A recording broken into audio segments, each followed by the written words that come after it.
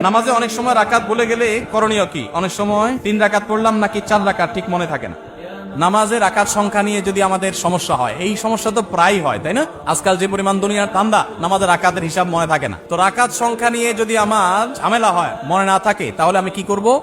আমি দেখব যে আমার কোনটার দিকে প্রবল ধারণা জাগে। 3 রাকাত আর 4 রাকাত দুইটা নিয়ে সন্দেহ হচ্ছে। আমার বেশিরভাগ মনে হচ্ছে 4 রাকাত, তাহলে আলহামদুলিল্লাহ 4 রাকাতই আমি ধরে নিব।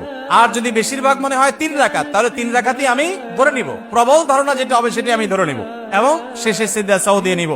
আর যদি আমার 3 এবং 4 এর মাঝখানে আমি দাঁড়ায় থাকি 50-50, 3 এর দিকেও মন আগায় না, 4 এর দিকেও মন আগায় না, 2 এর দিকেও মন আগায় না, আবার 3 এর দিকেও মন আগায় না, এরকম যদি হয় তাহলে কমটা ধরে নিন। পরিষ্কার হাদিসে নবী সাল্লাল্লাহু আলাইহি ওয়াসাল্লাম নির্দেশনা রয়েছে ব্যাপারে। যেমন 3 আর 4 নিয়ে যদি ডাউট হয় এবং 50-50 থাকেন, মাঝখানে দাঁড়ায় আছেন, কোনো দিকে মন টানে না, তাহলে আপনি 3 ধরে নেবেন। 3 ধরে নামাজ শেষ করবেন, শেষে সিজদা দিয়ে দিবেন, বাস নামাজ হয়ে যাবে ইনশাআল্লাহ।